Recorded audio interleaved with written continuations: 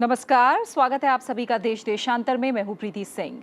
Supreme Court की समिति ने कोर्ट की कार्यवाही की लाइव स्ट्रीमिंग और रिकॉर्डिंग के लिए मसौदा जारी किया है। यानी जल्द ही हाई कोर्ट और ट्रायल कोर्ट में हो रही सुनवाई की लाइव स्ट्रीमिंग शुरू होने वाली है, जिससे अब आम लोग जल्द ही कोर्ट की कार्रवाई को देख पाएंगे।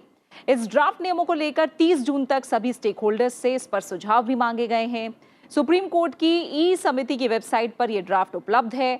कोर्ट का कहना है कि लाइव स्ट्रीमिंग में शामिल होना भी कोर्ट तक पहुंचने के अधिकार में शामिल है।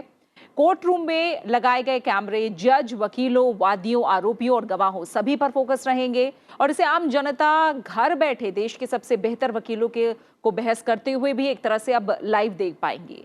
समिति के अध्यक्ष सुप्रीम कोर्ट के जज जस्टिस डीवाई चंद्रचूड़ सिंह ने कहा कि सभी हाई कोर्ट से न्यायाधीशों को उनके साथ मसौदा साझा किया गया है और सुझाव मांगे गए हैं। साथ ही पूरे देश की अदालतों में हो रही कार्रवाई की लाइव स्ट्रीमिंग के बेहतर कार्यान्वयन के लिए भी सुझाव दिए गए हैं।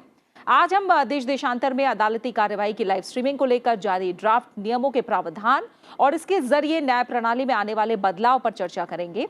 और इस पर चर्चा के लिए मेरे साथ दो खास मेहमान जुड़ रहे हैं।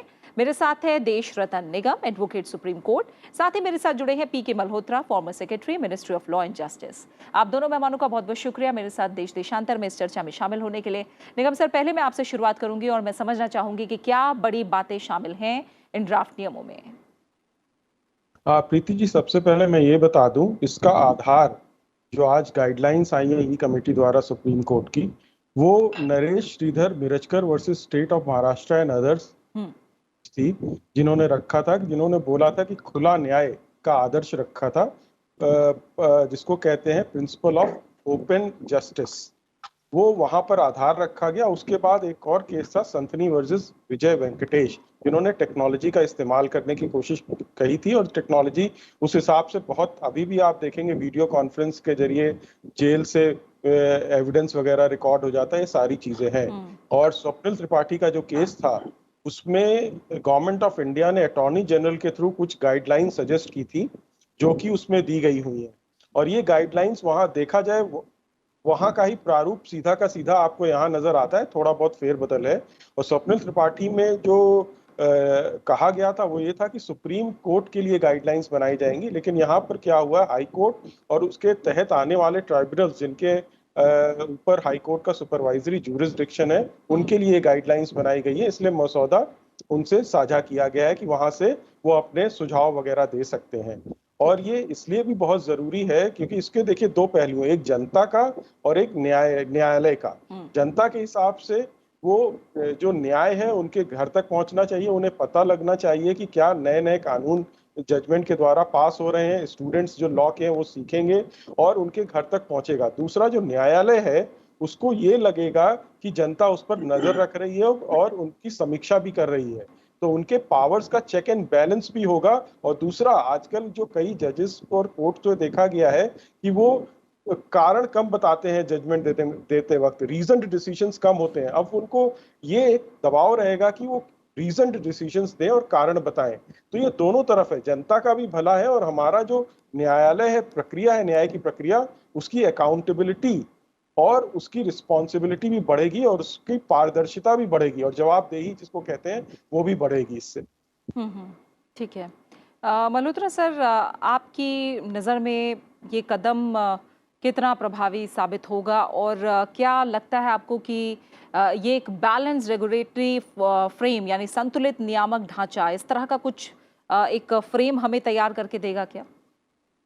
प्रीति जी, मैं जो व्यूज देश रतन जी ने एक्सप्रेस किए हैं उससे पूरी तरह सहमत हूं कि ये जुडिशरी की फंक्शनिंग में ट्रांसपेरेंसी भी लाएगा और लोगों को घर बैठे बैठे मालूम हो जाएगा कि उनका केस कोर्ट में किस तरह से चल रहा है। जहां तक implementation of information and communication technology in judiciary is concern, इसके बारे में मैं बता दूं कि ये कोई नई व्यवस्था नहीं है। इसके प्रयास 1995-96 में ही शुरू हो गए थे और एक गवर्नमेंट की तरफ से स्कीम निकाली गई थी, national policy and action plan for implementation of information and communication technology in judiciary, जिसको ministry of law and justice का डिपार्टमेंट ऑफ जस्टिस एडमिनिस्टर करता है। और सरकार की ओर से जुडिशरी को बहुत सारा इसके लिए अंदर पैसा भी दिया गया था। इनिशियल स्टेजेस में क्योंकि सभी कोर्ट साइलोज में काम कर रहे थे, तो शायद जिस स्पीड से इम्प्लीमेंटेशन इसका होना चाहिए वो इम्प्लीमेंटेशन नहीं हो पाया। लेकिन हम देख रहे हैं कि पिछले एक डिकेड में इंफॉर्मेशन एंड कम्युनिकेशन टेक्नोलॉजी का यूज जुडिशरी में जो है वो बहुत अच्छी एक ट्रांसपेरेंसी लेके आया है। जैसे आज की तारीख में आपको अपनी कॉज लिस्ट अगर देखनी है तो आप तुरंत नेट के ऊपर देख सकते हैं उसकी स्थिति क्या है। आपको जजमेंट चाहिए तो सुप्रीम कोर्ट जो सुबह 10 बजे जो जजमेंट डिलीवर करता है 5 मिनट के अंदर वो आप उसको अपने इंटरनेट के थ्रू अपने कंप्यूटर पे एक्सेस कर सकते हैं। और अभी 2 महीने पहले सुपेस के नाम से सुप्रीम कोर्ट ने एक और नया पोर्टल जारी किया है जिसमें ये कहा गया है कि ट्रायल बेसिस पर आर्टिफिशियल इंटेलिजेंस को यूज करके क्रिमिनल केसेस का डिसीजन दिल्ली और बॉम्बे हाई कोर्ट में जो है इसके माध्यम से किया जाएगा, जिसमें ह्यूमन इंटरवेंशन कम होगा।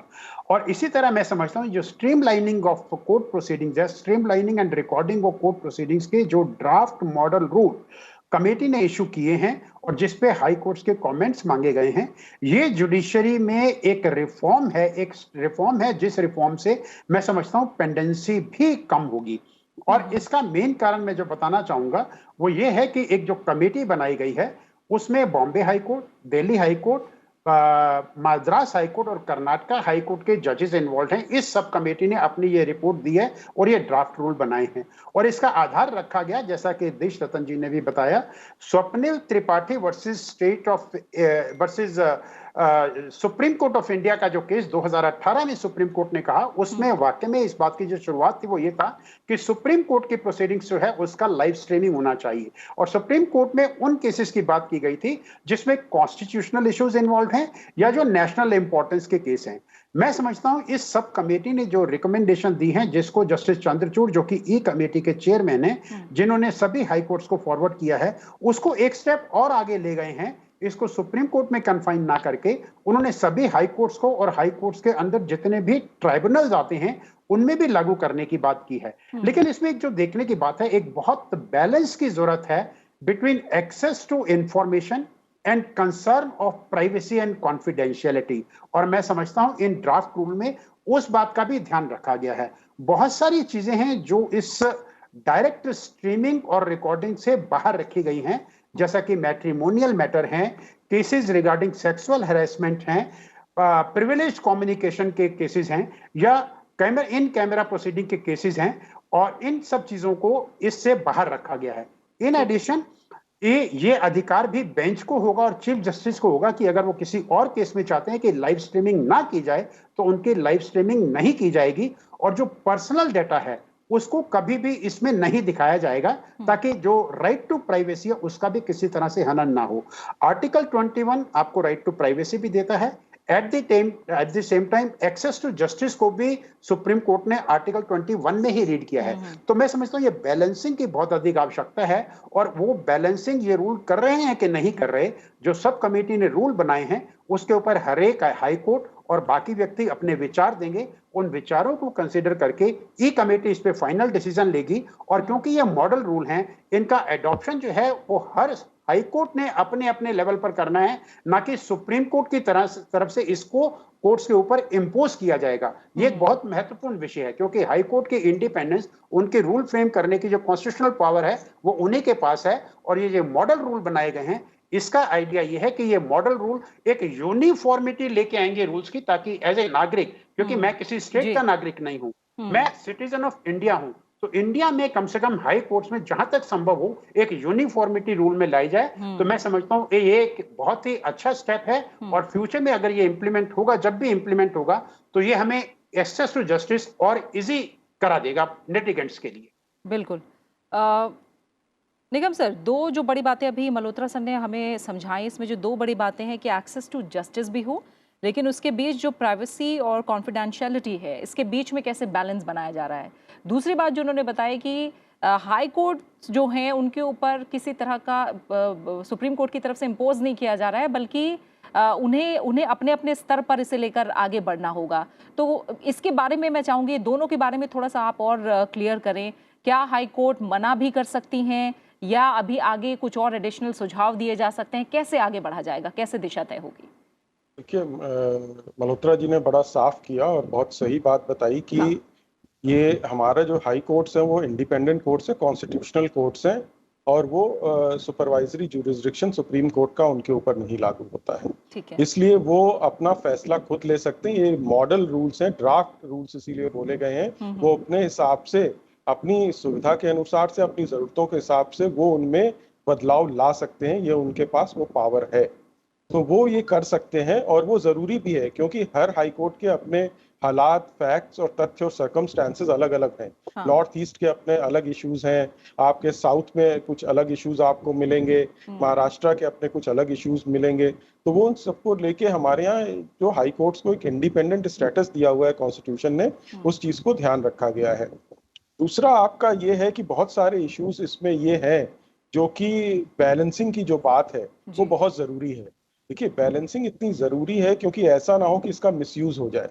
आपकी एक राइट टू प्राइवेसी भी है, और दूसरी बात, जनता को जो जस्टिस डिलीवरी सिस्टम है उस पर विश्वास, उसका जो शब्द का मैं प्रयोग करना चाहूँगा, निष्पक्षता है, उस पर भरोसा जनता को होना चाहिए। हमारा जो न्याय प्रक्रिया है, तो ये इन सब चीजों से वो भी बढ़ेगी। दूसरा, बहुत सारे ऐसे सब्जेक्ट्स हैं और विषय हैं जो कि बाहर रखे गए हैं, जैसे कि सेक्सुअल ऑफेंसेस हैं, महिलाओं से संबंधित हैं, या उनके ऊपर हिंसा से संबंधित है, महिलाओं पर वो इश्यूज हैं, या बच्चों के पॉक्सो से रिलेटेड संबंधित हैं, या बच्चों वाले जो केसेस हैं जस्टिस जुवेनाइल एक्ट में जाते हैं, वो हैं आपका जो कम्युनल सेंसिटिव इश्यूज हैं जिससे कि दंगा भड़क सकता है, लॉ एंड ऑर्डर के इश्यूज आ सकते हैं, वो भी बाहर रखे गए हैं।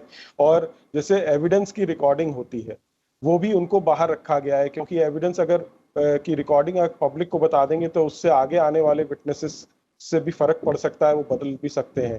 तो इस तरह के बहुत सारी चीजें हैं जो कि आपको एक बैलेंस बनाती हैं। और दूसरा एक चीज है, इन जो बेंच का फैसला रहेगा कि हम कौन से केस को लाइव स्ट्रीमिंग करेंगे या नहीं करेंगे, उसको चैलेंज नहीं किया जा सकता। अच्छा। इस विषय में मेरी थोड़ी भिन्नता है, क्योंकि इस पे बहुत ज्यादा पावर बेंच को मिल जाता है कि हम ये करेंगे, ये नहीं करेंगे, तो उसका आगे क्या निवारण है, तो वो ये ड्राफ्ट रूल्स में नहीं है। उसको कैसे, उसका जैसे मान लीजिए जज ने बोला कि भाई, ये बेंच ने बोला कि हम इस केस का हम लाइव स्ट्रीमिंग नहीं करेंगे, मामला वहीं खत्म हो जाता है।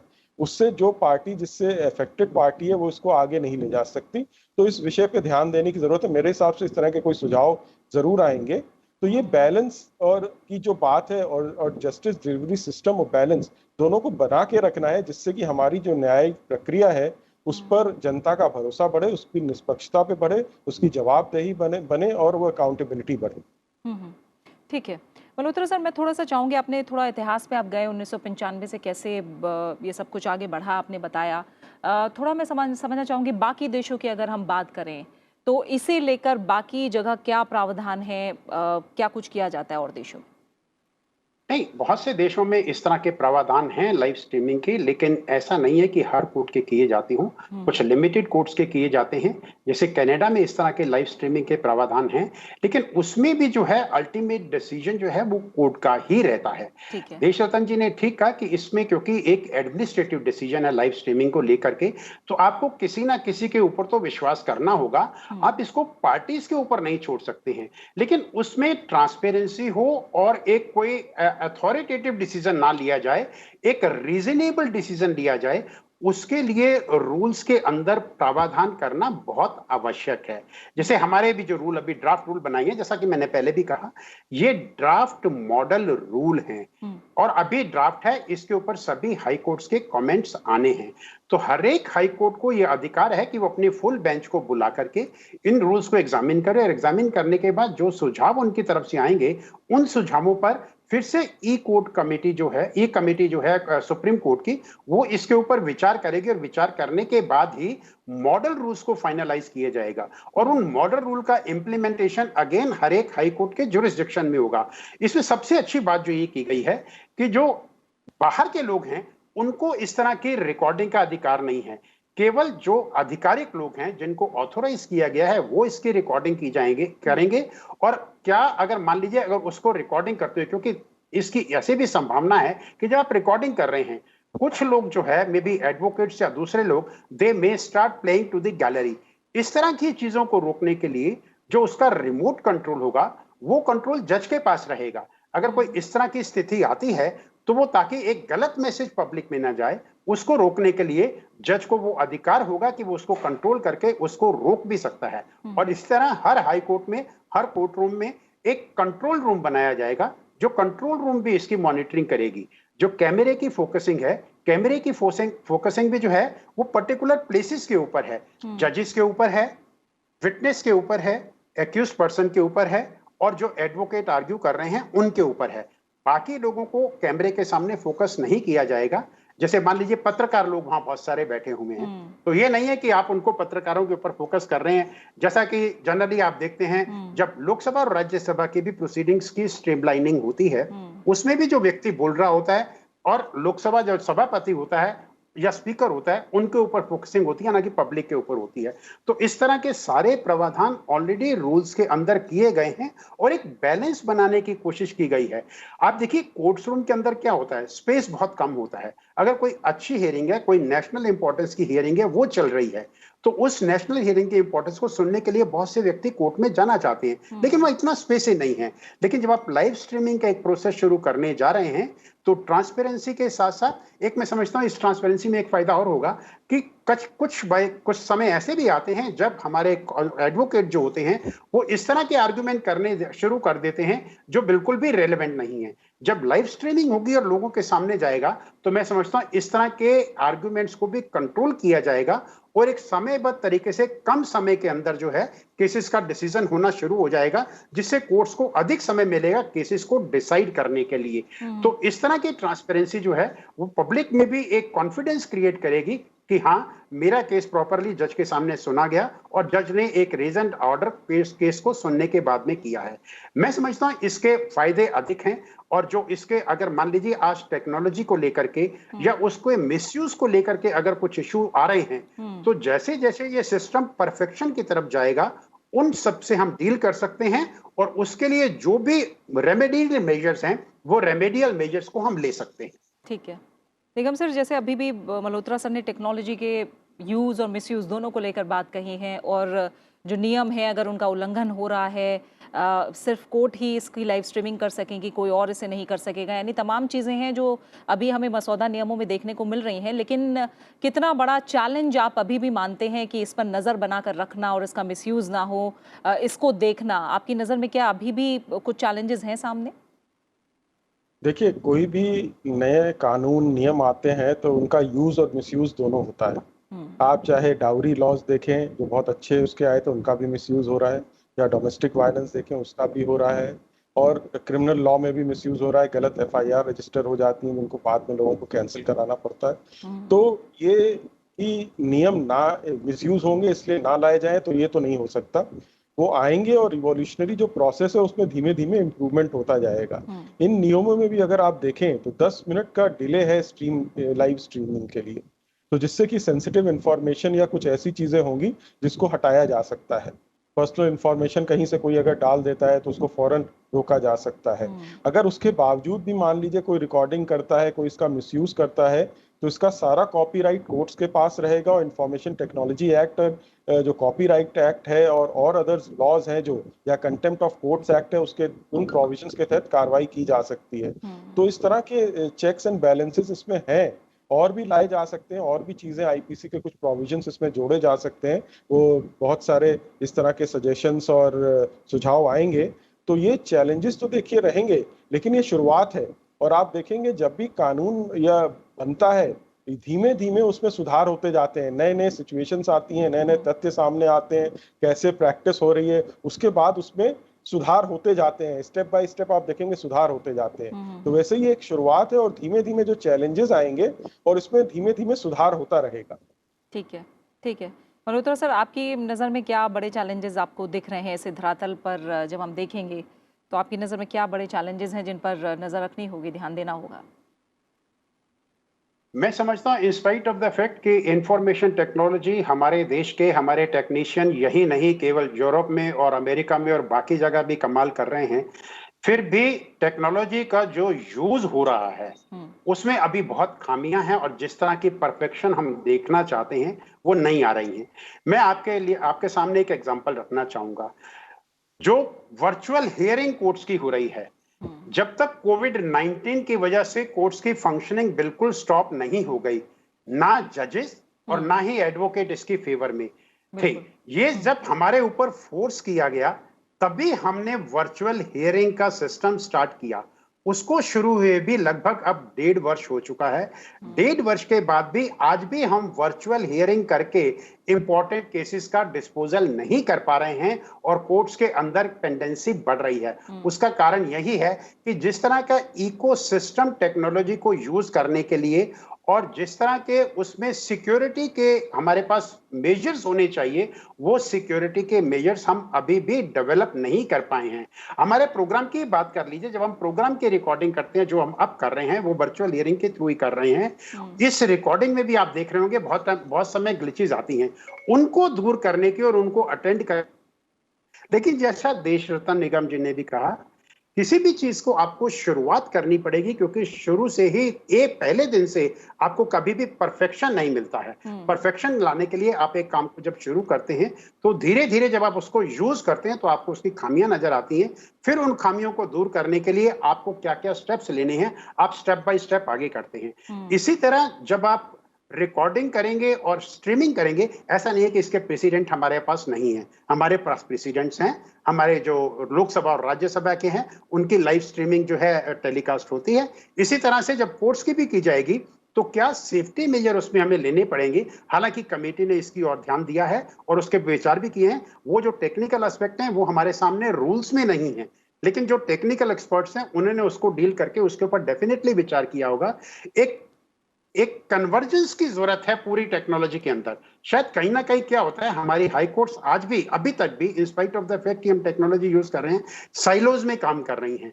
उनको साइलोज से बाहर आकर के एक कन्वर्जेंस की जरूरत है टेक्नोलॉजी की, और जब कन्वर्जेंस के साथ में वो टेक्नोलॉजी यूज होगी और हमारा साइबर सिक्योरिटी सिस्टम परफेक्ट हो जाएगा, तो मैं समझता हूं ये लाइव प्रोसीडिंग्स जो हैं ये उतनी ही कन्वीनियंट और कंफर्टेबल होंगी जैसा कि कोर्ट के अंदर होती हैं। और मैं समझता हूं कि अब धीरे धीरे जैसे हम आर्टिफिशियल इंटेलिजेंस की यूज की ओर भी बढ़ रहे हैं, तो जो कोर्ट्स के अंदर हमारी पेंडेंसी है वो भी काफी कम हो जाएगी, क्योंकि with the use of artificial intelligence and live streaming of the proceedings, जो कोर्ट के अंदर टाइम वेस्ट होता है फालतू के कामों में, वो समय वेस्ट नहीं होगा। ना तो वकील उसको करेंगे और कोर्ट्स के फंक्शनिंग के टाइमिंग का जो डिसिप्लिन है वो भी कहीं ना कहीं मेंटेन होगा। जब पता है कि आपको वॉच किया जा रहा है, ऐसा नहीं है कि एक जज 10 बजे बैठा और 12 बजे उठ के चला जाएगा, वो शाम तक बैठेगा और हियरिंग करेगा।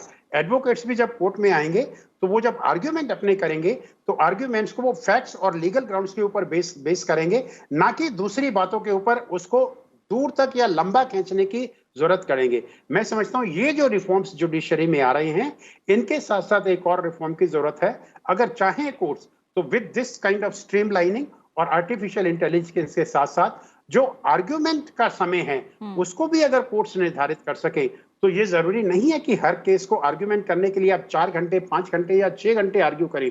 जब आपके पास रिटन प्लीडिंग्स आ रही हैं, आपके पास एडवोकेट्स के रिटन सबमिशंस आ रहे हैं, तो उसको आर्ग्यूमेंट सिर्फ कंटेंशुअस इश्यू को लेकर के समयबद्ध तरीके से उनके ऊपर डिसीजन लेने की आवश्यकता है। मैं समझता हूं वो अगला स्टेप होगा जो कोर्ट को लेना चाहिए। और जिस तरह से लाइव स्ट्रीमिंग के साथ हम इंप्रूवमेंट की बात देख रहे हैं, अगर आप आर्ग्यूमेंट्स को भी रिस्ट्रिक्ट करेंगे तो शायद जो हम जुडिशियल रिफॉर्म्स की बात कर रहे हैं उसमें हम एक कदम और आगे बढ़ जाएंगे। ठीक है, ओवरऑल जुडिशियल रिफॉर्म्स को लेकर तमाम बातें मल्होत्रा सर ने कही। निगम सर, मैं चाहूंगी आप भी इस पर थोड़ा राय दें।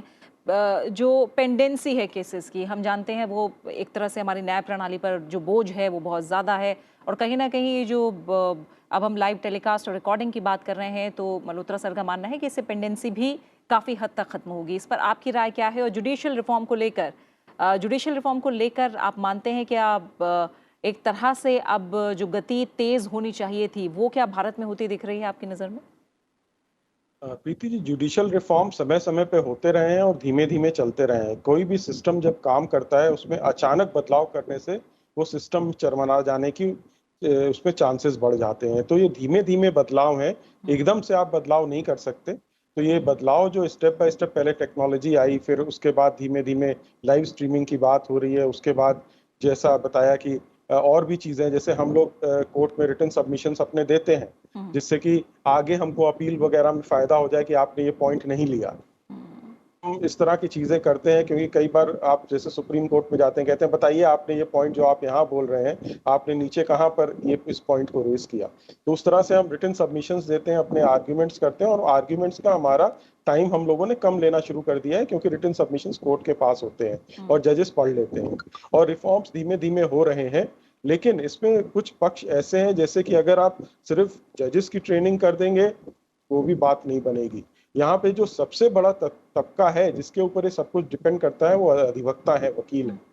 उनकी ट्रेनिंग इस सिस्टम में बहुत जरूरी है, और जब तक उनका पूरा सहयोग नहीं मिलेगा तो कोई ना कोई भी सिस्टम सफल नहीं हो सकता, क्योंकि उनके ही जरिए जनता कोर्ट में अपने बहस करती है, उन्हीं के जरिए अपनी बात रखती है। तो ये बहुत जरूरी है कि एक ट्रेनिंग प्रोग्राम जो कि कोर्ट ही शुरू करे, supreme court, high court, various high courts हैं और डिस्ट्रिक्ट कोर्ट्स अपने लेवल पर एक ये ट्रेनिंग प्रोग्राम अधिवक्ताओं का करें, जिससे टेक्नोलॉजी के प्रति जो उनका अभी थोड़ा सा रुकाव है या थोड़ा सा झुकाव नहीं हो रहा है, वो किन कारणों से नहीं हो रहा है वो पता करें और उस पर ध्यान देने की जरूरत है। दूसरा, प्रचार और प्रसार न्यायिक प्रक्रिया का बहुत जरूरी है, जिसको कहते हैं कि हमारी न्याय की वो आत्मा है। जब तक जनता तक उसका प्रचार और प्रसार नहीं होगा तो जनता इस बात को समझ नहीं पाएगी, वो ये भी नहीं समझ पाएगी क्या क्या परेशानियां हमारी जस्टिस डिलीवरी सिस्टम में आती हैं। तो ये जो ओपन जस्टिस का सिस्टम है, तो ये जनता के लिए भी, वकील के लिए भी और जजेस के लिए भी, तीनों के लिए बहुत जरूरी है,